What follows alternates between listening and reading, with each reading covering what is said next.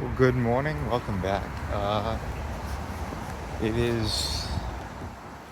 I woke up at 10, but because I definitely needed the rest, and I'm walking out at noon. And I'm gonna try to do things within walking distance. See what I can get up to in the evening. It's supposed to rain, so it's Central Florida. It rains here quite a lot, so kind of have to work around that. We'll see what we can get into. Nothing really specific planned. Yeah, let's go.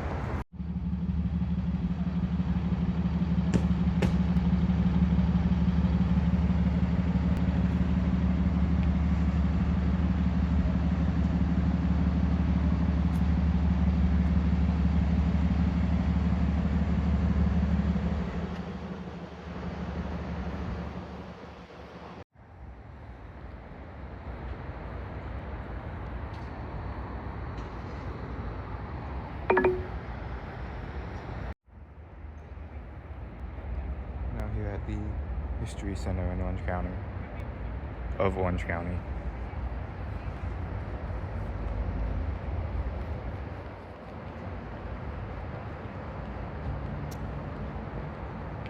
Ticket was $10 online, so as well.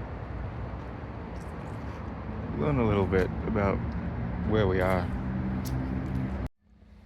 So we start off here with a Timkua. I'm hoping that's how you say that. Timukua? Something like that. Starting off with a, canoe here. So this was found by a local high school student near his house. Crazy that it's even in this good shape, considering how old it probably is.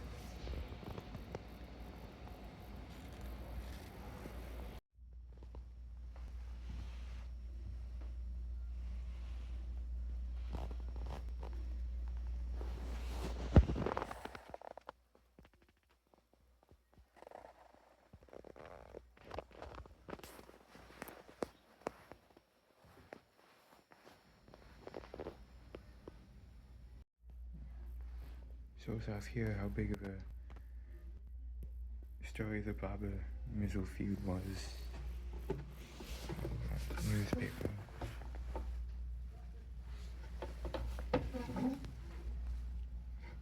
Different points in the whole story.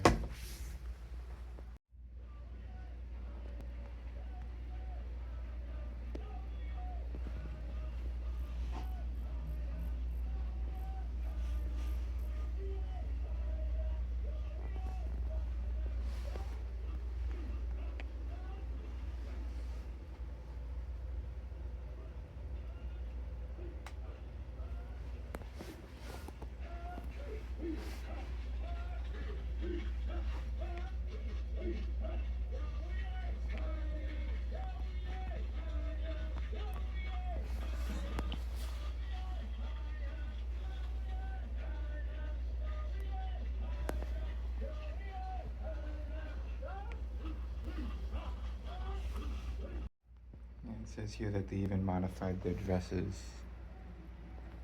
just to look more like white people. Kind of. I mean, they're rocking them, but kind of an interesting decision. It shows here how the native people would have hunted for food.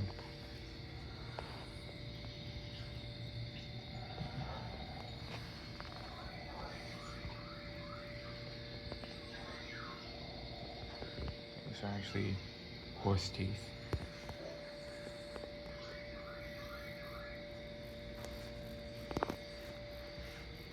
And fossil of a mastodon and a mammoth. Tusks likely also from a mammoth. Some of the tools that they had.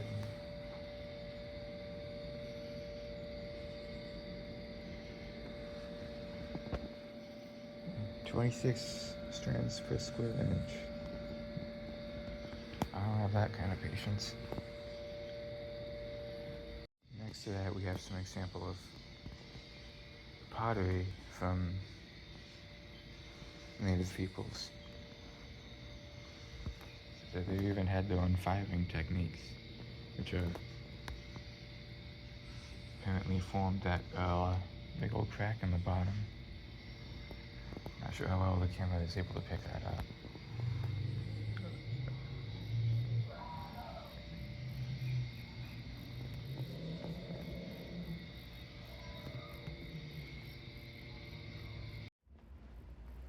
Over here we've got a cabin.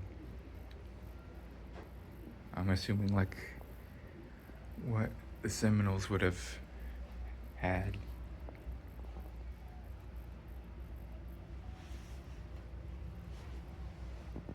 As it says here, they grew to rely heavily on manufactured goods, so they kind of, from my understanding, they kind of started to live a lot more like the Europeans coming in.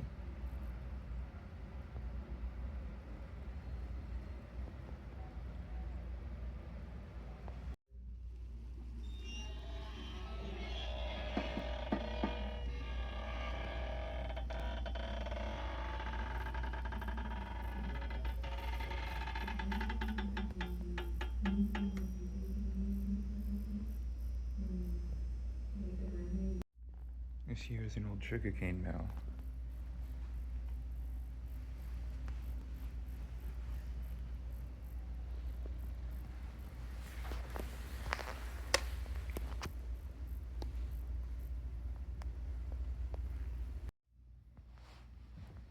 This is what the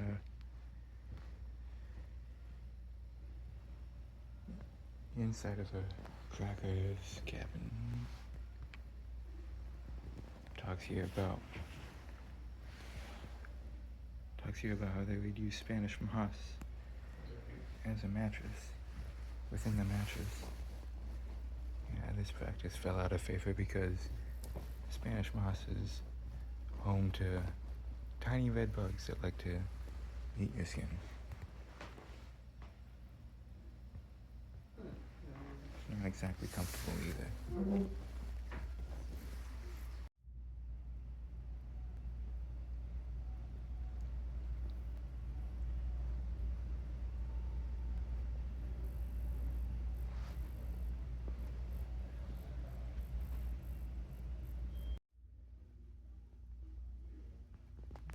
Supposedly, this gun was used to murder local sheriff Dave Mizell. Not sure how to pronounce it. They call it their version of the Hatfields and McCoy, this whole story.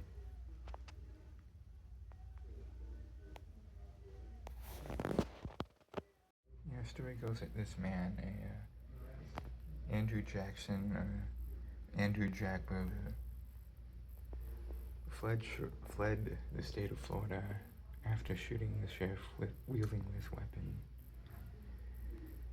and eventually came back, passed his gun to his daughter, telling her that this was the fateful weapon. But he did not say. It does say here. He did not say who pulled the trigger.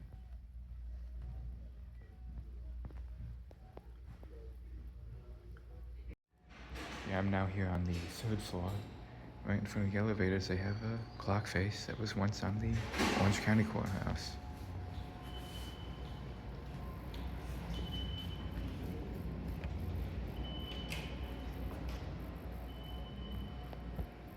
It actually has graffiti on it.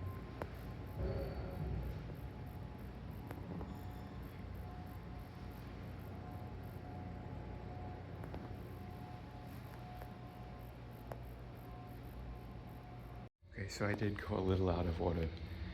This section actually talks about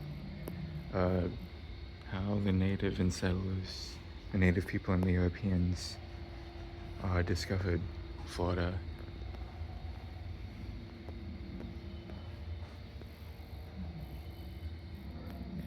These people have been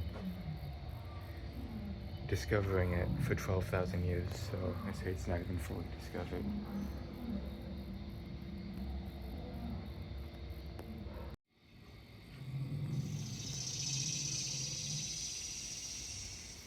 Caramba. Turtle. La tortuga.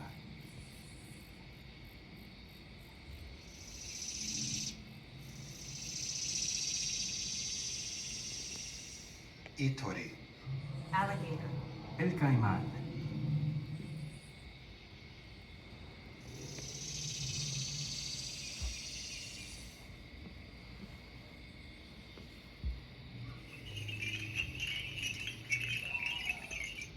Chucu. Squash. La calabaza.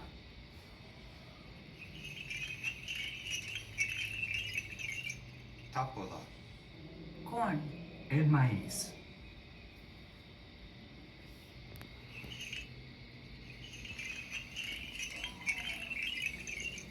Siapu. Saw palmetto berry. La baya de Serenoa.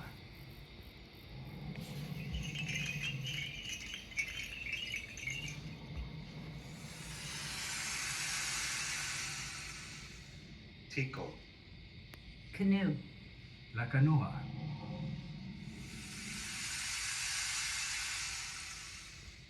Honosta. Shellfish. El marisco.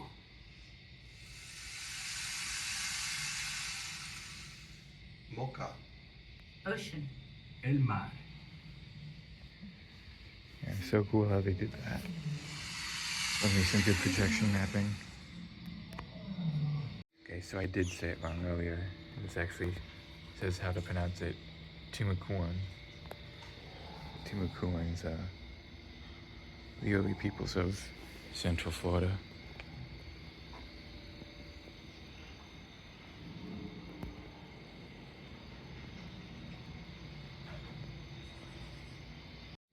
It talks here about the abundance of cypress trees here in Florida. This would be the base of one. This is what the inside of one would look like. It says here that they can grow in and out of water and live for over 600 years. We got a little manatee in this pond here.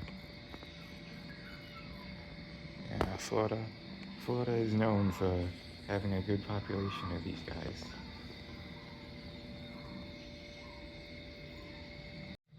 Yeah, it talks here about the mounds that the native people would make here. But not to bury their dead, like you would expect in other tribes. No, this was just made to discard of shells, discard of trash, essentially. Here a lot of them still exist, but they look like grassy hills today. Remains of thousands of shellfish and perhaps other similar species.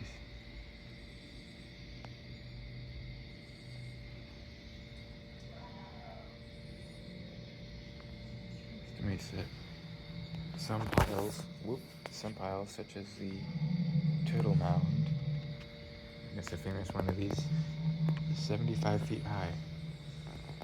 It's a lot of shellfish. This here is a sinkhole. It is actually lined with artifacts found in actual sinkholes that have happened here. Sinkholes, a fairly common occurrence here in Florida.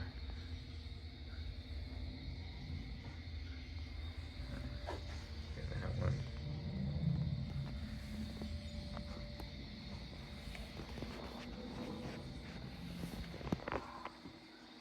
Yeah, kind of a scary thought that these happen so often. I see in the early days of there being settlers here, yes, cattle farming was the big industry.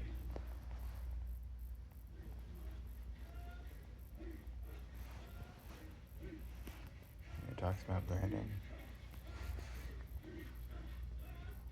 So any good local museum needs to talk about that somehow.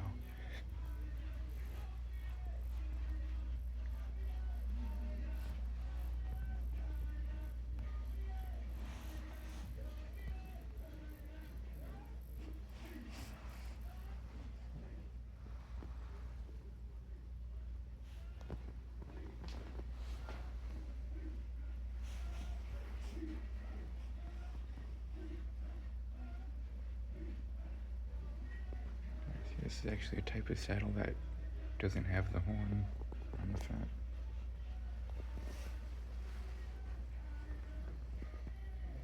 Yeah, and this here talks about the citrus industry here in Central Florida. It was founded here, particularly by this man, Henry Sanford. We started growing citrus and started experimenting with it. This man was the largest citrus grower, had 5,000 acres. And he innovated in multiple different ways, especially with making canned juice. And this is Louis Gimgong, the citrus wizard, known for his experimentations involving different citrus plants. These are different citrus-based artifacts, largely made to promote and sell citrus industry products. And of course, you can't not mention the orange bird, actually created by Walt Disney artists to be a mascot for the citrus industry. And this is a Fordson tractor here. Said these big rubber tires actually helped navigate between groves and through groves.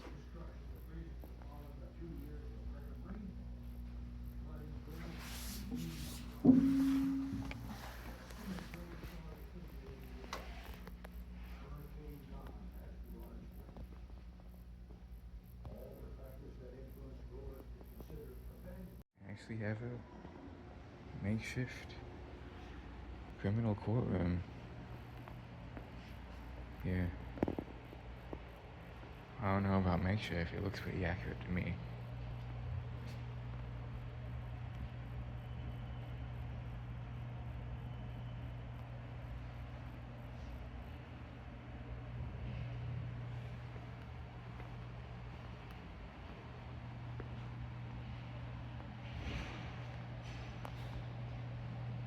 Yeah, old jury and everything.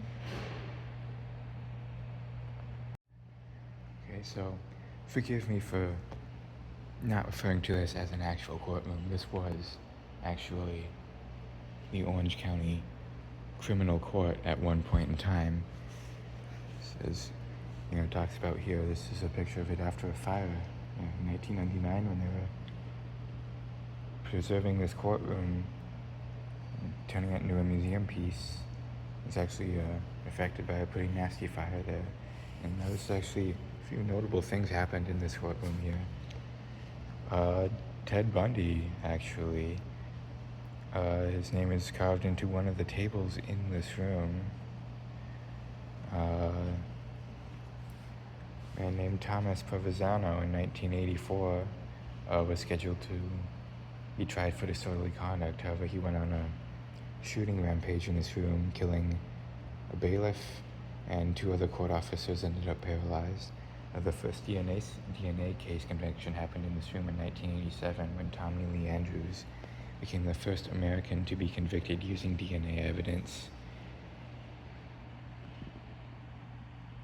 And a notable case involving Frank Lucheski and Lenny Randall. When in 1977 on Orlando's Tinker Field, a game between the Texas Rangers and the Minnesota Twins ended up with some fists being thrown. Say.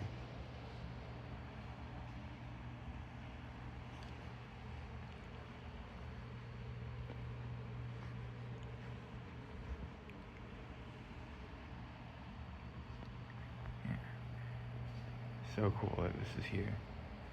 This section here is entitled Building a Kingdom. Looks like it'll touch on some of the unique architecture they have here in Central Florida.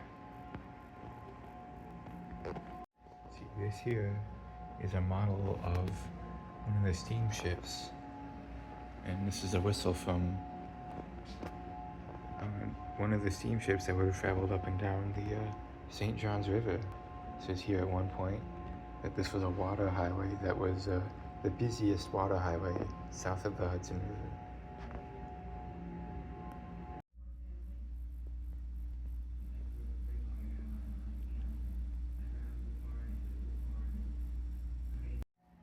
Yeah, and this room here talks about some of the earliest tourist attractions here in Central Florida in the 30s and 40s.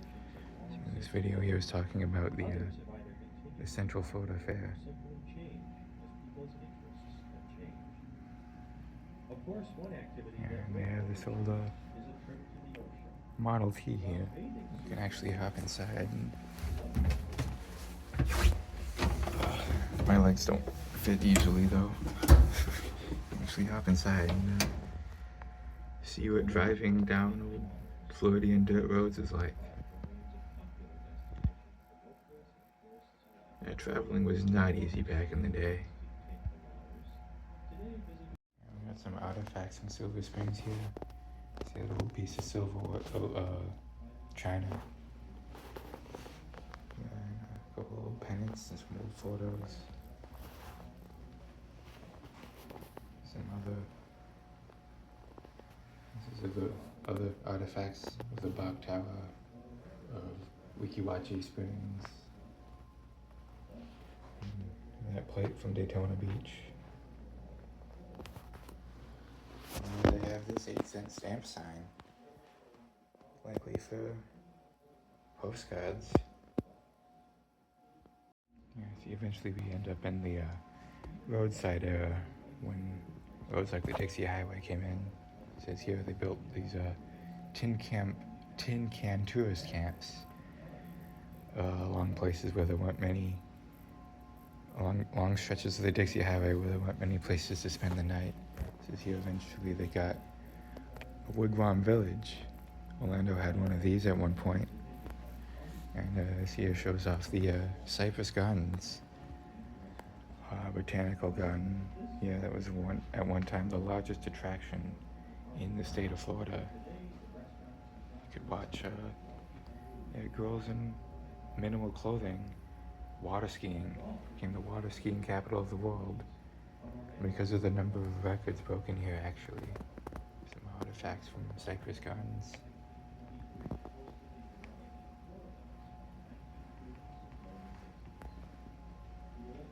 Some old maps here of the area.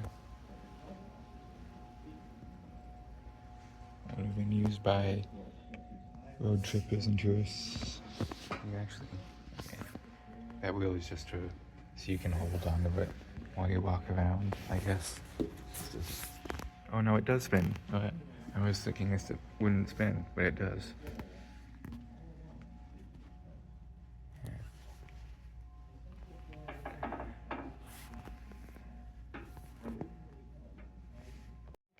We are now inside of the wigwam here, and it talks about some of the old school tourist attractions back in the day. We're starting with the Big Tree Park. That big tree, at one point, a beacon for Native Americans, but still to this day a major roadside attraction. At one point they had a Midget City. It's actually what it was called, located on 17. And I'm not super familiar with the roads. I'm not sure if that's 2 roads or 1 road. Yeah, it says here it took 6 years to complete, but was short-lived. I wonder why. I mean, I don't want to insult this place. I'm sure it was neat, but yeah, I don't know. There's a lot. Yeah, it talks about golf. Golfing became a big thing here in the 20s. They had a glass-bottom boat in 1878. I had no idea they had glass-bottom boats back then. They had that at Silver Springs, apparently. Horse racing was a big thing here at the Ben White Raceway. There's the Bok Tower.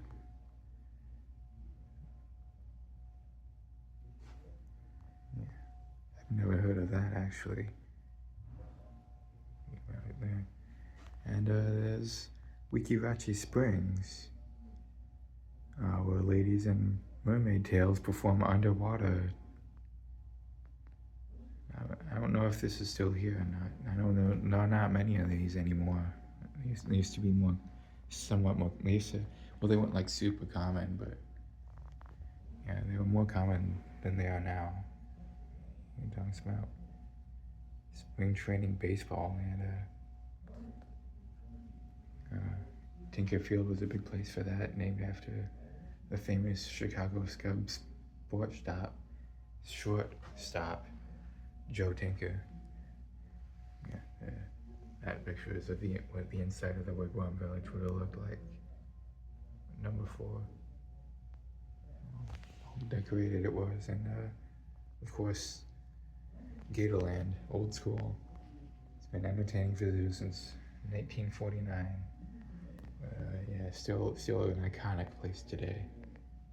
Yeah, so over here they have a bunch of artifacts from Orlando's Naval Training Center. They have a uniform back there, all these photos, and hat, that badge. A yearbook even from 1977, the rudder they called it. And over here is a scrapbook of Orlando's Air Base. Pictures from that. Right underneath this plane, this man is working on it, so I'm not going to fear about it flying. Even touch this propeller and not get your skin pierced. A real propeller would probably do that to your skin. Yeah, but I'm sure the wing is real.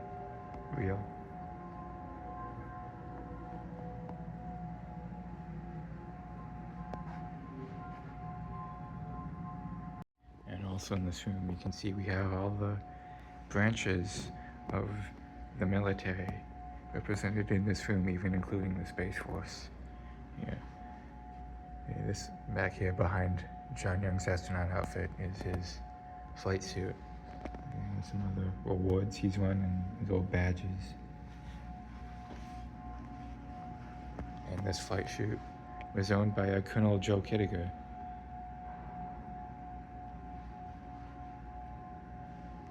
Let's see here. Combat helmet from the Army. First aid kit. Ruler fragment.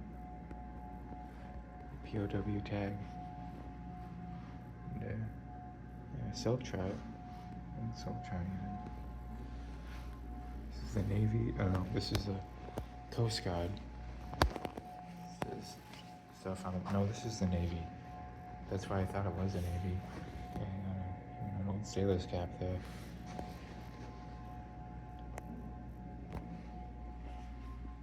I've seen in many Broadway shows. For some reason, they're Broadway's obsessed with that old school Navy aesthetic.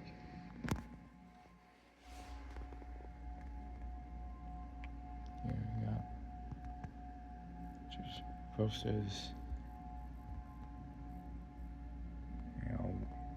Old tech knife, victory medal,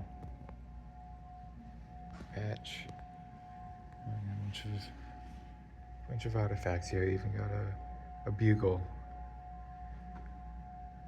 used by former Orlando Mayor Carl Langford.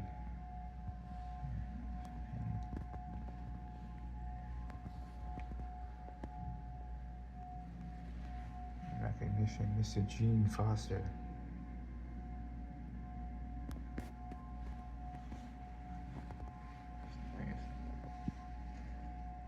Control panel.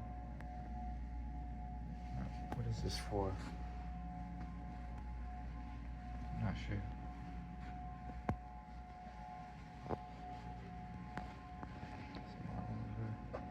Kinetic kill vehicle. Small lightweight vehicle designed for Strategic Defense Initiative. Highly advanced control system and image processor that honed in on boosters, post-boost vehicles, and other space targets. That sounds very sci-fi. And from that we head into the space age. Over here, right in the middle, we have John Young's astronaut outfit. Captain John Young.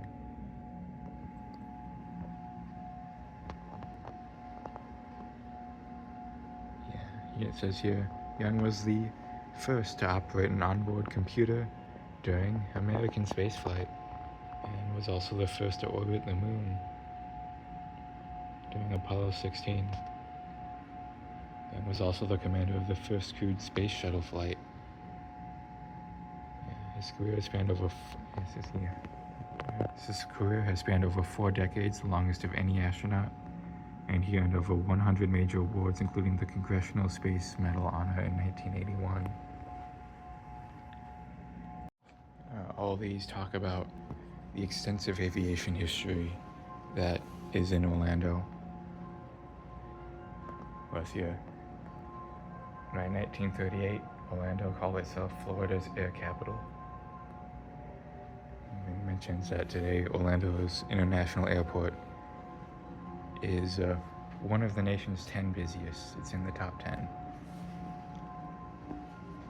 It's about sports flying. It's the Air Force.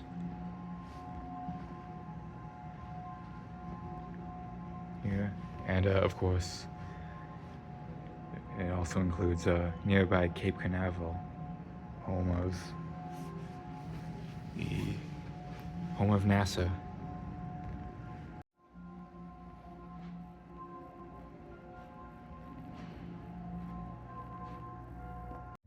Here they have an actual makeshift something. This is a makeshift Cinderella castle housing old Disney artifacts. And that old plate. Little Nemo. There's a little plush Mickey bar, Mickey ice cream bar. Old silverware, souvenir silverware. Old souvenir, it's a small old box. And yeah, old school Mickey ears. Here's some more silverware. At these Vinylmation collectibles. Those are probably very valuable today. You know, a little bit of Orange Bird. Of course, as we talked about earlier, created by Disney artists to be the mascot for the Florida citrus industry. With a Figment popcorn bucket. That's definitely a symbol of modern Disney merchandise. An old Mickey watch, Mickey alarm clock, an older autograph book. That's very nostalgic for me. That looks like the kind I would have had as a kid. And the old I-4 sign with the Mickey Mouse symbol. A bunch of artifacts in here. A Life magazine special with Disney World's grand opening being front and center right on the cover.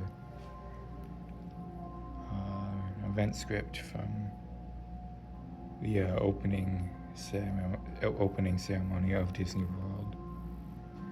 Some admission tickets from that day. One for the grand opening of Epcot. October 24th, 1984. That's my birthday, actually. October 22nd, 1984, the Spaceship Earth Gala. Big grand opening event. October 23rd, 1982. Grand opening of the World Showcase program. And yeah, this one is the big day, This one is actually to celebrate our nation's 200th birthday. June 6, 1975. Old license plate from Animal Kingdom. Yeah, an old souvenir mug from Splash Mountain. That is no longer there.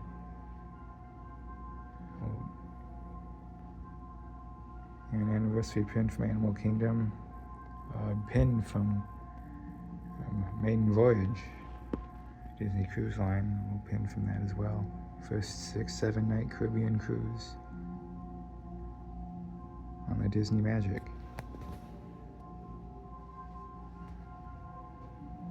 Yeah, this whole room, this whole little section of it really talks about Disney World and it being built, and the impact that it's had. See at the top of there you got an old monorail set, featuring the contemporary TTC, Epcot, and Grand Floridian. Definitely not the order that the monorail goes in, but it's a cool old set. Definitely an old souvenir item. This here talks about, titles itself Mixed Blessings, because while yes it does, Disney did bring in tourism and tax revenue and brought a lot of people wanting to move here to work for Disney. I had brought in a lot of traffic, big traffic jams, and mess. Of course, with Disney came an explosion in all kinds of other facets of the tourism industry here, like, the hotels.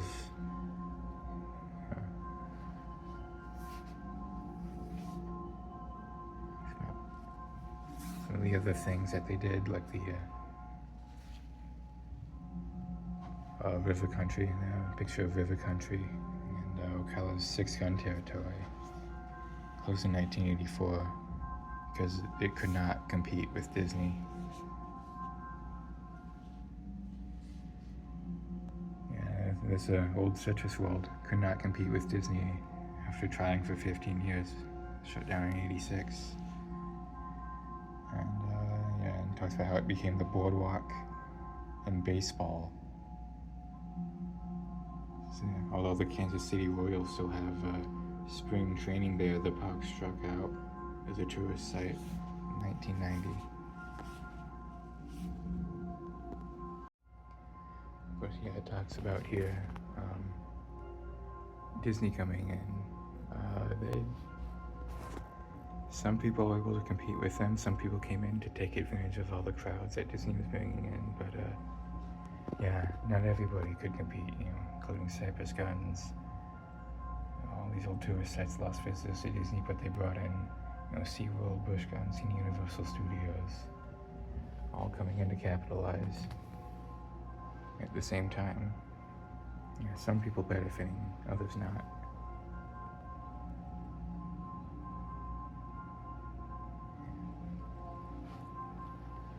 Talks about all the things that Disney brought with them, including, their famous monorail.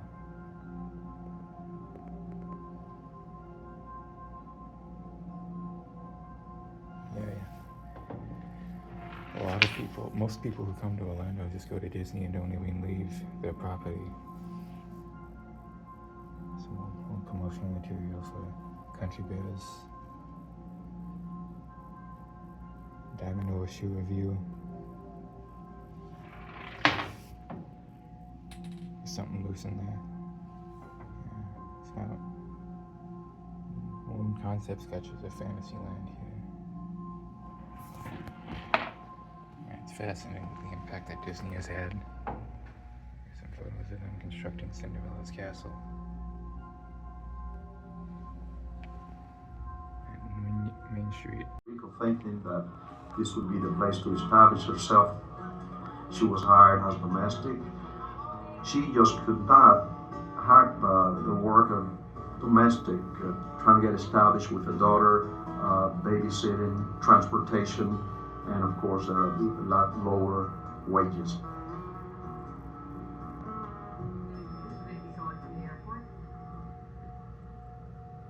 Oh, the gains definitely outweigh the losses as far as the Walt Disney World Company coming to Central Florida. And I guess mainly I look at it from the perspective of where I am now First job at Disney was a Walt Disney World tour guide. I was responsible for taking people on guided tours of the Magic Kingdom. And after that, I became ambassador for Walt Disney World.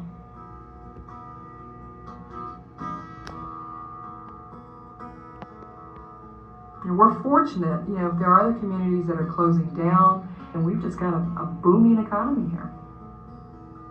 So now Central Florida is a Disney town. There's some negatives, but we're married now. There's no way they'll do away with us, or we can do away with them. We're in this marriage to stay. As that kind of activity within it. Of course, we're the entertainment capital of the world now, and I think we all enjoy that. As industry goes, as we continue to point out, it's clean industry, it's entertainment. The trade-off between a higher standard of living and what we have now, everyone likes material things, to a certain degree. It keeps the economy going. But I miss the sense of community. I miss the sense of my daughters growing up. Well, I made a lot of money from them. I would have been more than willing to sacrifice that. I'm ready to leave. And I was born and raised here. My parents were born and raised here, but it's just, it's just not the same. It's sort of a misnomer to say Orange County anymore because you're hard-pressed to find an orange tree. There's enough land here to hold all of the ideas and plans we could possibly imagine. Down the street from our neighborhood was orange groves. The neighborhood was surrounded by orange groves. We used to be a little two-horse town, I guess you'd say, a little small town. Used to be in Orlando in the 50s and 60s at 5 o'clock, pretty much rolled up the sidewalks. When the Disney announcement came, we were told as a community to prepare for this, but it's impossible, I think, to prepare for an announcement of that magnitude, really. Going over to welcome Change Central Florida. And the only tourist attraction I can remember growing up here was going to Gatorland. And I went in my kindergarten field trip. Before Disney, just going down to Lake Eola, I think one of the prettiest pictures we have is of our son trying to feed the swans when he was about 3. A weekend summer outing was to take the family and go to San Orlando Springs. The lakes, the fishing, A couple parks with glass bottom boats and things of that sort. the outdoor living with kids, bonfires, you live in shorts and sneakers. There was an awful lot to do without going to be entertained. You entertain yourself. Everything is just make-believe, clean and sanitized. And we looked at the infrastructure and thought about all the money they spent. And at that time, no lines, no crowds. We wondered if Disney was going to make it.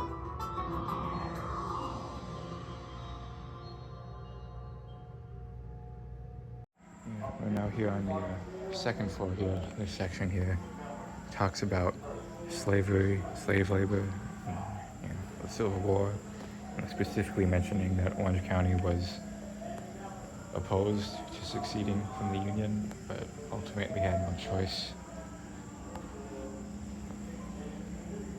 And this room here talks about the fear that was instilled in people. Fast forward this video if you're sensitive to racial imagery. This here is a rather intimidating outfit. The Ku Klux Klan. They had 15 separate incidents just in one summer, 1951.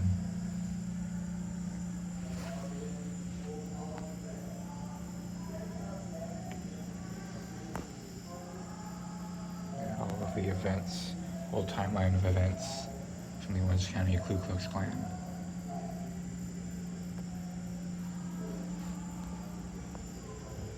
Mentioned that happened, yeah, a lot of messed up stuff.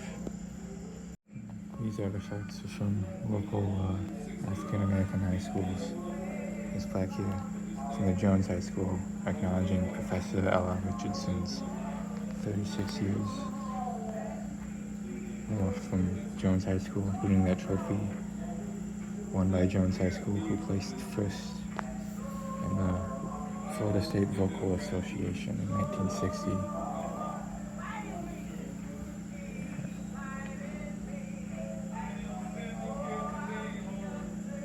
Here in 1968, Jones High School's symphonic band recorded Antonin Dvorak's Ninth Symphony, and this is that recording on a record. Another record here from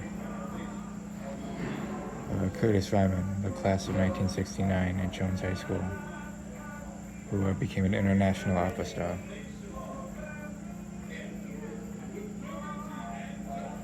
He sang tenor with the Jones High School concert choir. They recorded Christmas carols and spirituals on this particular record. These artifacts are from African American fraternities. A couple of them aren't in here right now, but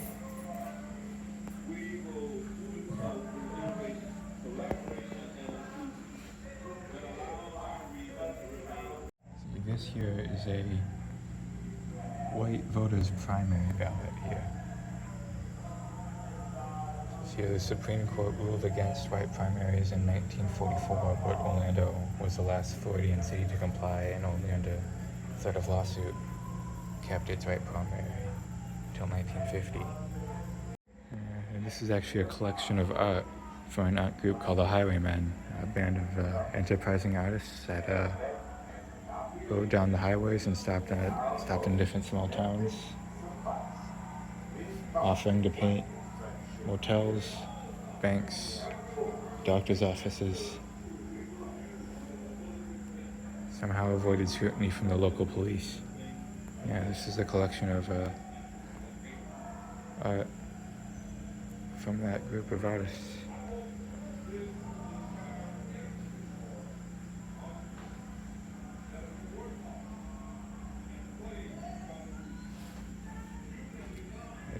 They were a group of self-taught artists who prospered in the segregated South of the 50s and 60s. And history now recognizes the Floridian landscape art on display here as a collection of important 20th century artwork. And this artifact in particular is of great importance to this city, as it is the minutes of the incorporation of the town of Orlando. This book right here. 1857 was when all that was written down.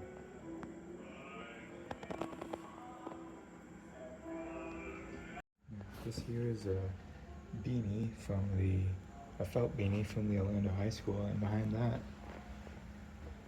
is the Orlando High School's old tiger mascot statue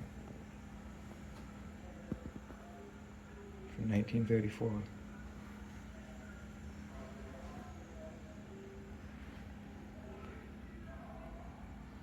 Of other artifacts from the schools, including this list of the Orlando High School's first graduating class in 1892. These artifacts over here are from the courtroom that we saw. This is actually an old sign for the museum, but this big thing right here is the fire-damaged witness stand from that courtroom. It's in pretty good shape for having survived a fire like that. It's even got the old mic clips still on it. So, yeah, these are keys to the 1927 courthouse jail. And this is a time capsule, I guess. Not sure if this has been opened or if it will be opened at a later date, but yeah, this is a time capsule dated in 1959. This dress here, owned by Brownie Wise of the Tupperware Company. I actually almost completely walked by this. This is has a few artifacts from some of the other theme parks and attractions here, like this opening day invitation clipboard from the opening day of Universal Studios in 1989. This is a photo of the opening day staff, 1990, and featuring some of the characters there. Woody standing in the front. Yeah. This is a sneak preview invitation from 1989, right before they would have opened. This is a pennant from... That is a pennant. That is a pennant from SeaWorld. I'm reading signs and saying the wrong things. Yeah, and this is a souvenir lunchbox from 2000. It was likely purchased at SeaWorld. And this is a souvenir wallet from Gatorland, and right next to that is a piece of the original gator mouth. Yeah, the original gator mouth fell out of shape, needed to be replaced. This is a piece from the original mouth presented to Mayor Richard T. Crotty in grateful appreciation to Orange County for helping Gatorland survive the Great Fire of 2006. Yeah.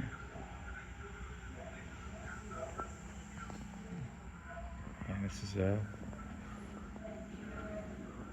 these artifacts were owned by a different mayor, Glenda E. Hood.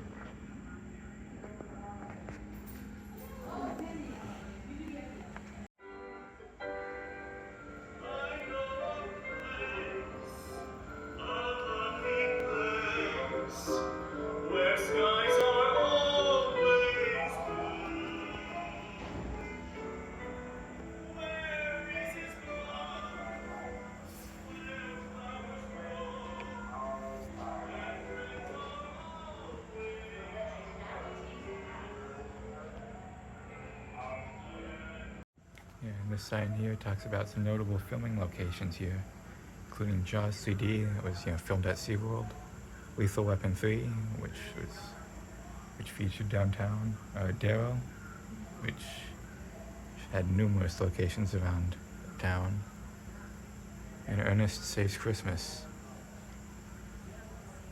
which was almost the first major production filmed almost entirely in the city. And they also have pictures of this building being blown up. This building being hit with a wrecking ball. Well, this is actually the Barkington School sign from the film Darrow. I have not seen Darrow. Yeah, that is from that movie. It's a fallout shelter sign from Old City Hall. That is pictured being demolished here. I think they're playing Ernest Saves Christmas right now. I haven't seen that one either. Of course, this is the Peabody Hotel's master duck cane, an old one. Yeah, of course, we can't believe I've neglected to mention the Peabody Hotel. So they're famous for one tradition in particular, and that is they have ducks. Yeah, they have ducks that the duck master, who was responsible for ushering these ducks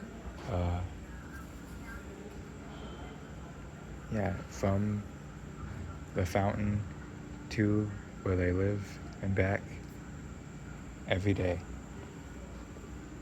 See, they even have a rubber ducky, a Peabody Hotel branded rubber ducky with Donald D. written on it. These are some more cultural artifacts here, including these artifacts from the Pulse nightclub shooting, like this stop sign here. It's written, "Head Stop the Hate," written on it, from the parking lot of the Pulse nightclub, and this unnamed painting that was just left at the Pulse Memorial site. This is a photo of the historic dual Concorde flight, where two Concordes landed alongside each other, Air France and a British Airways Concorde. Landed side by side. That happened here at the airport in Orlando. Some old photos of the Air Force Base, including a Cessna that crashed into a tree. And this here is a fire-damaged telephone from the Broadway United Methodist Church.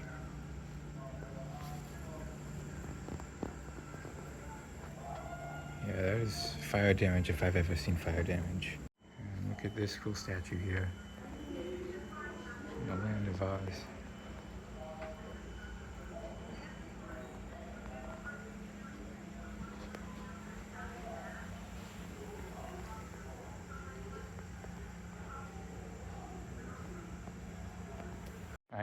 neglected to mention, that's the capsule.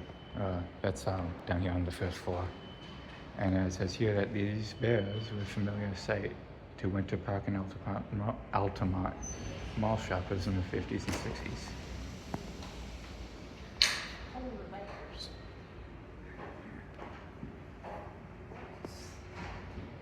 This here is a recreation of the Mercury space capsule from Freedom 7. 90% scale.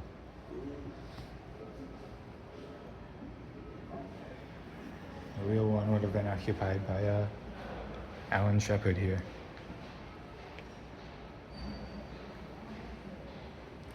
This is what one of the control panels would have looked like. Mission control, I would presume. And you can head inside here. Not a lot of legroom. I would hope the original had more. Because that's a long time to be sitting in this thing in outer space. Switches here. I don't know what any of these do, so if you're sending me into space, you're screwed. Well, I'm screwed, I guess, because I'd be the one in space. Yeah, I'm turning off some very important things that should not be turned off. I'd like to think. Apparently we are launching right now.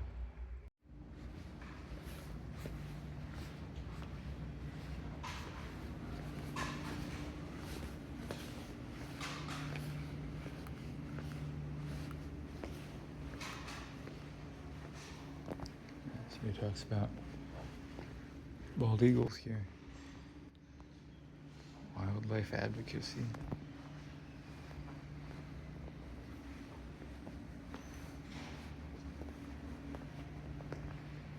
Yeah, making this kind of content with cell phones, it definitely has its pitfalls.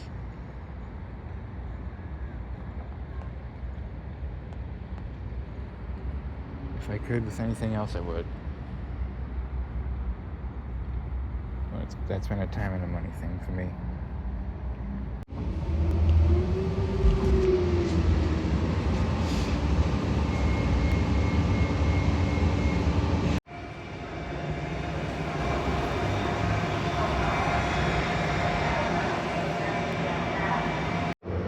About that, the short distance, just further north into, I guess, what is the Lynx bus hub.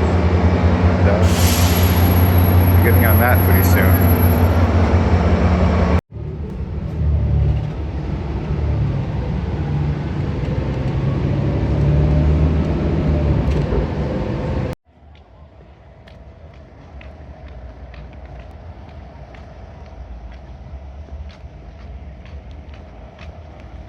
So yes, this is what I opted for. I think my plan right now is just to get a nice dinner somewhere and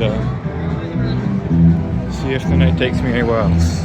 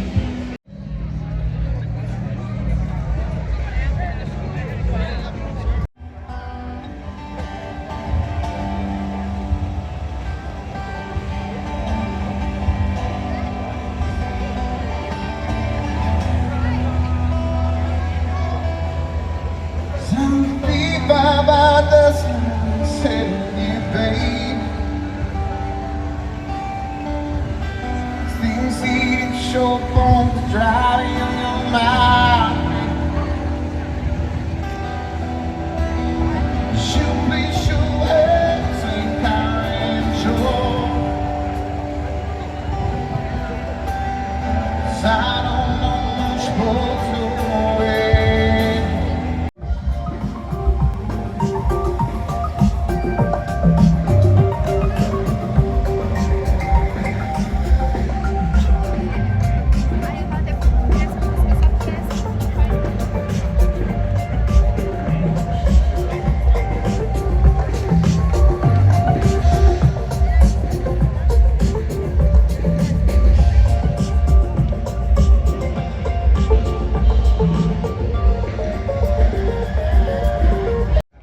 Yeah, this may be something I have to consider, because this is usually pretty particular when it comes to the weather.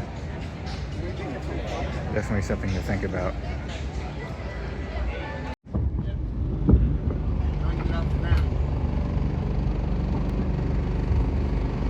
I actually got this whole thing to pretty much myself.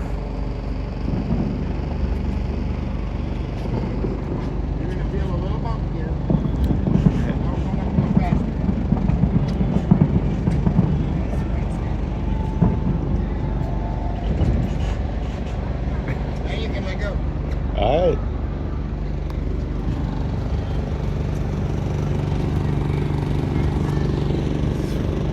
Super cool. Something I've not done this before.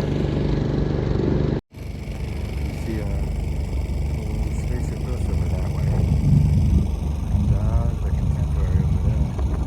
That's where the flames have been coming from, actually. No, there wasn't.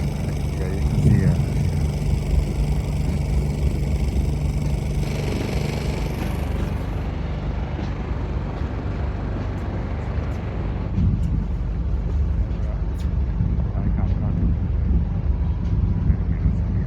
focusing on that.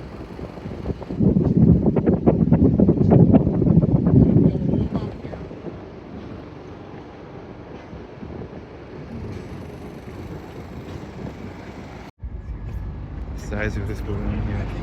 If the wind's blowing out of the southwest, I can hear the light. I live 2 miles away.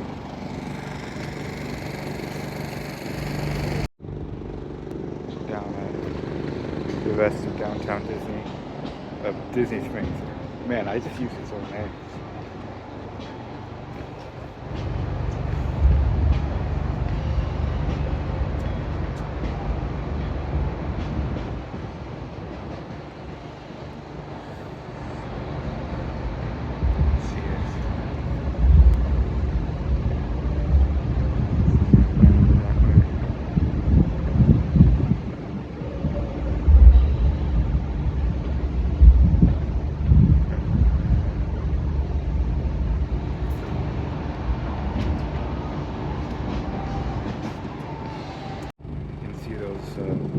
Ground spotlights, whatever they're called, in the clouds.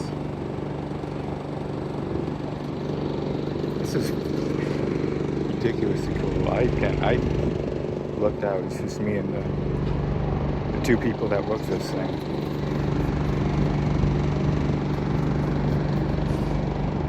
This whole thing to myself.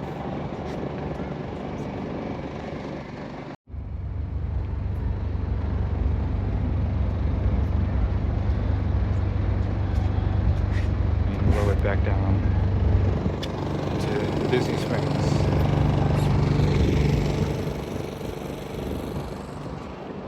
You can definitely feel the wind pushing us around. I don't know if the camera shows that at all, but yeah, that balloon is off to the left a little bit.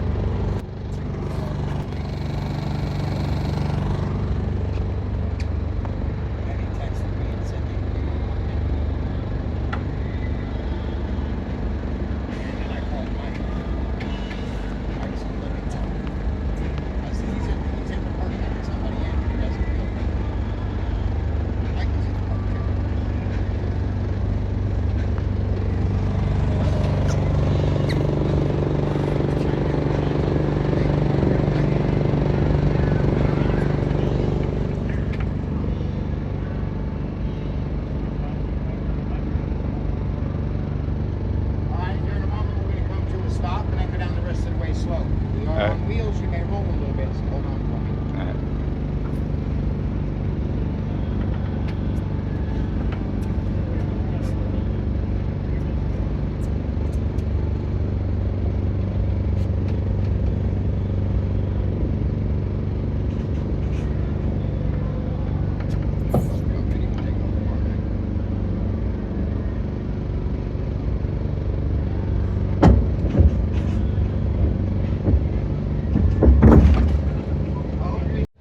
How lucky was that? How often do people get solo rides on that? It's how often the weather makes that thing shut down.